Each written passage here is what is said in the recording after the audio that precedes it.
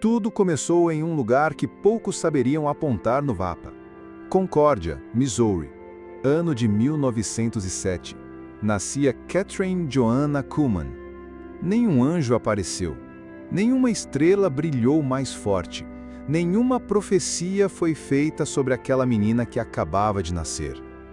Filha de um pai rígido e de uma mãe temente a Deus, Catherine cresceu no anonimato, sem títulos, sem promessas, sem nada que indicasse o que estava por vir. Mas havia algo diferente nela. Uma fome, uma inquietação, algo que ninguém via, mas que queimava por dentro. Era só o começo. O mundo ainda não sabia, mas o céu já tinha marcado o nome dela. Enquanto outras crianças brincavam, Catherine se encontrava perdida em pensamentos sobre eternidade. Era como se sua alma já estivesse buscando o que ainda não conhecia. Ela mesma confessaria mais tarde. Desde pequena, havia algo dentro de mim que dizia: você nasceu para algo mais. Aos 14 anos, num pequeno culto em sua cidade, ela ouviu o evangelho de maneira simples, mas naquela noite, tudo mudou. A palavra a cortou como espada. Seu coração se apertou, e ali, de pé, entre bancos de madeira e hinos desafinados, Catherine teve seu primeiro encontro com o amor de Deus. Ela se entregou, sem reservas, sem saber exatamente o que isso significava, mas com todo o seu coração. Foi nesse dia que sua jornada começou. Enquanto crescia, Catherine via a fé como algo belo, mas também sério. Não era religião, era relacionamento. Ela falava com Deus como quem fala com um pai que ouve de verdade. Chorava na presença dele, sentia a alma se abrir. E ainda tão jovem, começou a pregar. Não tinha técnica, nem diploma, nem título. Tinha apenas fogo nos olhos e um amor profundo por Jesus. Subia nos púlpitos pequenos das igrejas locais com a Bíblia aberta, as mãos trêmulas e uma frase nos lábios: se o Espírito Santo não estiver aqui, nada vai acontecer. Ela sabia desde o início: sem o Espírito Santo, ela não era nada. A vida de Catherine parecia estar tomando forma. Ela pregava, cantava, sorria, e as pessoas vinham. Mas algo ainda faltava. Não era pecado, não era frieza. Era como se o óleo não tivesse sido derramado por completo. Ela mesma relataria mais tarde que havia um peso dentro de si, um desconforto espiritual, um chamado mais profundo, como se o Espírito Santo dissesse: você me conhece, mas ainda não se entregou por inteiro. Então, ela tomou uma decisão que mudaria tudo. Não foi diante de multidões. Não foi numa cruzada, nem num culto lotado. Foi sozinha, em silêncio. Catherine caiu de joelhos e disse entre lágrimas: eu morro agora. A mulher que sonhava com aplausos, a que queria ser vista, a que fazia planos, ela morre hoje. Espírito Santo, se quiser usar esse vaso quebrado, eu sou tua. E ali, naquela entrega secreta, naquela rendição sem plateia, algo eterno aconteceu. O céu pareceu respirar, o Espírito Santo se inclinou, e algo desceu sobre ela que nunca mais sairia. Foi ali que Catherine Kuhlman morreu, e o ministério do Espírito Santo, por meio de Catherine, nasceu. Dizem que a partir desse dia, sua voz mudou, suas mãos tremiam ao orar e as pessoas começavam a ser tocadas sem que ela dissesse uma palavra. Ela não buscava dons, não anunciava curas, não fazia promessas grandiosas. Catherine apenas falava de Jesus, com um amor tão real, tão sincero, que as pessoas choravam sem entender por quê. Foi numa reunião comum, numa cidade esquecida, que tudo começou. Enquanto pregava sobre o amor de Deus, uma mulher no fundo do auditório começou a gritar. Todos se viraram assustados. Catherine parou. Pensou que fosse algum tipo de distúrbio, mas a mulher gritava: "Fui curada! A dor saiu! Algo me tocou!" E de repente, outra pessoa se levantou. Depois mais uma e outra. Tumores desaparecendo, colunas se endireitando, surdos ouvindo.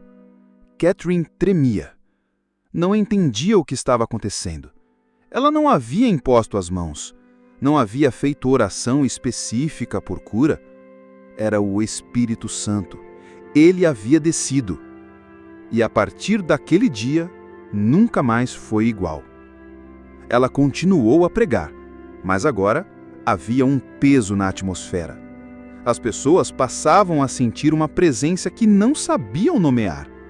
Alguns diziam que era paz, outros poder, mas ela sabia. É Ele, é o Espírito Santo, e quando Ele chega, tudo pode acontecer. Ela aprendeu a caminhar com temor. Ela dizia: "Não toque na glória, não aponte para si, não use o nome de Deus para se promover, porque o Espírito Santo é sensível, e ele só permanece onde há reverência." Dizem que nos bastidores de suas reuniões, ela andava sozinha, sussurrando: "Por favor, não me deixe. Venha comigo para o púlpito. Sem você, eu não posso nada." E era por isso que ele vinha. Não por causa da oratória, não por causa do talento, mas por causa da intimidade e quebrantamento. Não demorou muito para que o que estava acontecendo começasse a chamar a atenção. As igrejas já não comportavam mais o povo. Os salões ficavam pequenos. Os teatros eram tomados por uma multidão sedenta. Mas eles não vinham ver Catherine. Eles vinham buscar algo invisível, algo que ela carregava. As cruzadas começaram a se espalhar por cidades e estados. Nova York, Pittsburgh, Los Angeles, Denver. Milhares de pessoas, filas que davam voltas em quarteirões. Muitos dormiam na rua para garantir um lugar. Dizem que durante um culto em Nova York, enquanto Catherine caminhava lentamente pelo corredor do auditório, várias pessoas começaram a cair espontaneamente sobre o poder do Espírito Santo antes mesmo que ela falasse uma palavra. Mas ela nunca se impressionou com a multidão. Sempre repetia, com voz mansa e lágrimas nos olhos: "Eu não sou nada, não tenho poder algum. É o Espírito Santo. Se ele não vier, eu prefiro não subir no palco." Os milagres se multiplicavam, e diferente do que muitos esperavam, Kathleen não chamava ninguém à frente. Não tocava, não gritava. Apenas dizia com doçura: "O Espírito Santo está aqui, e ele já está operando." E então, era como se o céu invadisse o auditório. Homens se levantavam de cadeiras de rodas. Crianças surdas começavam a repetir palavras. Mulheres com câncer declaravam: "A dor saiu." Exames médicos, antes e depois, confirmavam milagres reais. Eram tantos testemunhos que hospitais começaram a enviar observadores. Médicos começaram a arquivar relatórios. E as curas mais inexplicáveis se tornaram provas vivas de que algo sobrenatural estava acontecendo. Dizem que em um dos encontros, uma repórter cética caiu de joelhos no meio do povo, chorando, incontrolavelmente, sem que ninguém a tocasse. Mas Catherine jamais permitiu que sua imagem se tornasse o foco. Ela dizia: "Eu tenho medo que pensem que sou eu.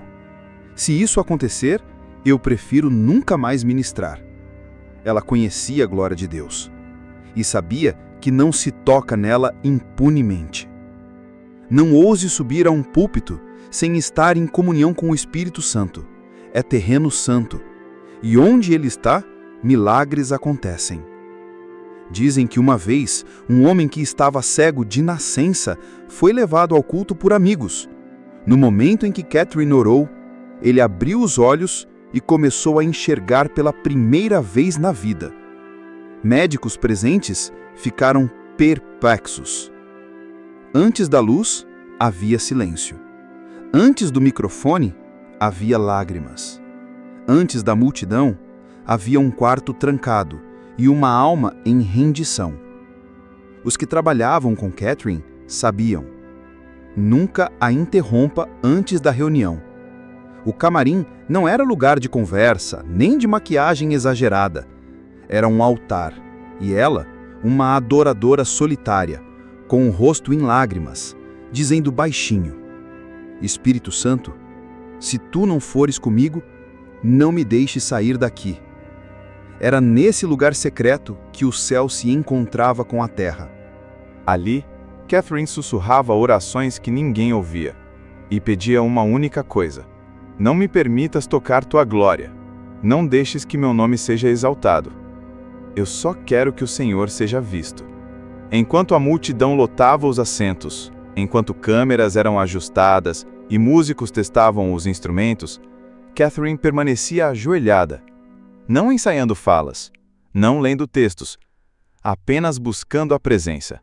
Dizem que em algumas reuniões ela demorava a sair porque sentia que o Espírito Santo ainda não havia chegado, e ela preferia esperar do que subir sem ele. Por isso, ela costumava orar longas horas sozinha, e seus colaboradores a ouviam clamando e sorrindo, porque a presença do Espírito Santo era mais real que tudo naquele quarto. Ela sabia que um ministério pode ser bonito aos olhos dos homens, mas se não tiver a unção, é só performance. Por isso, ela cuidava do seu interior mais do que da sua imagem. Você pode impressionar com carisma, mas só transforma com presença. Quando finalmente saía do camarim, ela caminhava lentamente até o palco, com os olhos marejados, as mãos trêmulas e o coração em reverência. E quando pegava o microfone, ela não dizia boa noite. Ela dizia: bem-vindo, Espírito Santo. Você é a única estrela neste lugar. Seria fácil olhar para Catherine e pensar que seu ministério era sobre curas, tumores desaparecendo, pessoas se levantando de cadeiras de rodas, reportagens, registros médicos, auditórios lotados. Mas Catherine sempre deixava claro: milagres são apenas o começo. O maior milagre é o novo nascimento. Ela sabia que não adiantava um corpo sarado com uma alma perdida. Por isso, mesmo em meio a tantos sinais, sua mensagem era simples, direta e carregada de urgência. Você já nasceu de novo? Ela pregava a cruz, não como um símbolo, mas como uma chave para a eternidade. Catherine chorava ao falar de Jesus. Ela não conseguia descrever o Calvário sem se emocionar. Sua voz embargava, as mãos tremiam, e ela dizia: Ele morreu por você. Você vive como se isso fosse verdade? As pessoas iam aos seus cultos buscando cura, mas saíam com os corações quebrantados, muitas vezes mais pelos pecados do que pelas enfermidades.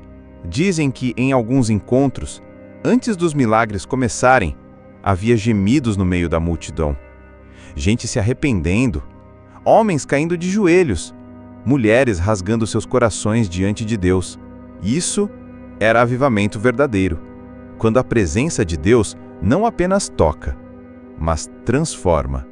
Catherine sabia que não era popular pregar sobre pecado, mas ela não estava ali para agradar. Ela estava ali para obedecer. E por isso, com voz mansa, ela perguntava: se você morresse hoje, para onde iria a sua alma? Ela dizia que curas são presentes passageiros, mas o céu é eterno. O Espírito Santo não veio apenas para curar seu corpo. Ele veio para preparar sua alma para o céu. Uma vida rendida nas mãos de Deus pode tocar multidões, mas uma vida possuída pelo Espírito Santo, essa pode marcar gerações. Catherine nunca procurou influência. Não fazia conferências para líderes, não treinava discípulos, mas onde ela passava, alguém era transformado. Um dos frutos mais conhecidos do seu ministério é Benny Hinn. Ele ainda era um adolescente quando assistiu a uma de suas cruzadas. E ali, em meio àquela atmosfera carregada da presença, algo mudou para sempre. Anos depois, ele diria com lágrimas: "Eu não sei explicar o que era.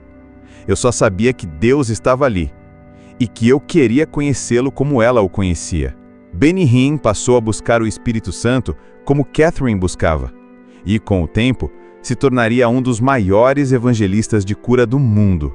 Mas ele sempre fez questão de dizer: "A unção que carrego hoje é fruto da fome que ela gerou em mim." Mas Catherine influenciou muitos outros. David Wilkerson, homem de oração e fogo, confessou que aprendeu a reverenciar a presença assistindo aos cultos dela. T.L. Osborne, missionário e evangelista, disse que sentiu um tipo de glória que nunca havia experimentado. Líderes pentecostais da Coreia do Sul, da África e da América Latina buscaram encontros com ela não para receber técnica, mas para ver com os seus próprios olhos o que a glória de Deus podia fazer através de alguém quebrantado.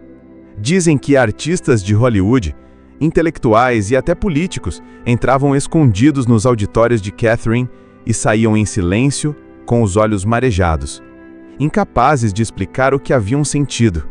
Não era carisma, não era fama, era a testemunha invisível do Espírito Santo agindo em todos os cantos da sala. Catherine não se preocupava com sua imagem pública.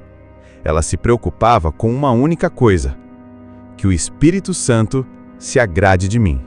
E era esse desejo que atraía a presença, que despertava ministérios e acendia novas chamas no coração de quem ouvia. Kathryn Kuhlman não foi uma mulher perfeita. Ela não viveu sem falhas, sem dores, sem momentos de luta. A caminhada com Deus não a poupou de provações profundas. Teve um casamento difícil, que terminou em divórcio. Um tema delicado que não era falado abertamente na época. Ela sofreu por isso. Carregou culpas, dúvidas e o peso do julgamento da igreja e da sociedade.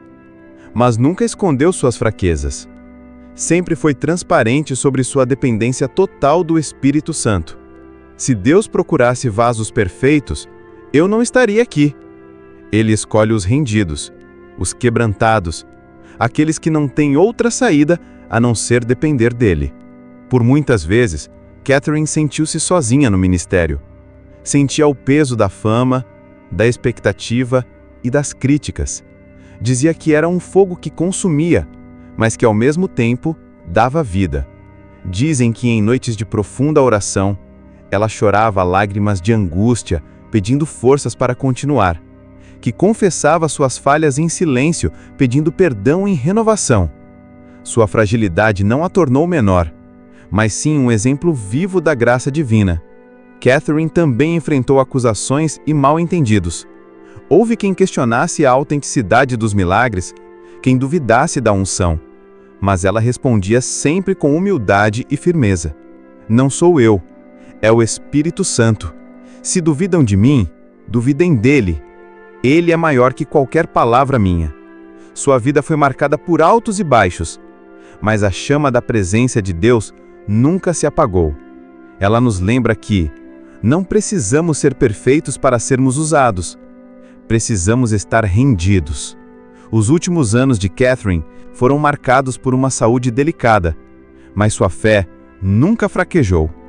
Mesmo debilitada, ela continuava a orar, a buscar a presença do Espírito Santo e a inspirar aqueles que a cercavam. Até seus últimos dias dizia: "Enquanto eu tiver fôlego, quero que o Espírito Santo seja glorificado." Sua ministração oficial encerrou-se na década de 1970, mas o que ela plantou continuou a crescer como um fogo vivo. Seus cultos foram gravados em vídeo e exibidos em várias partes do mundo, alcançando gerações que jamais a conheceram pessoalmente.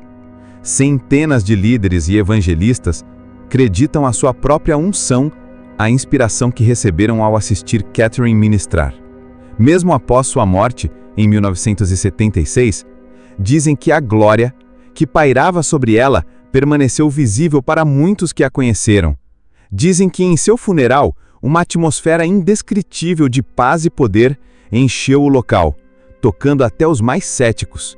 O legado de Kathryn Kuhlman não está apenas nos milagres visíveis, mas na chamada à intimidade com o Espírito Santo, na urgência em buscar mais do céu, na coragem de ser vulnerável diante de Deus.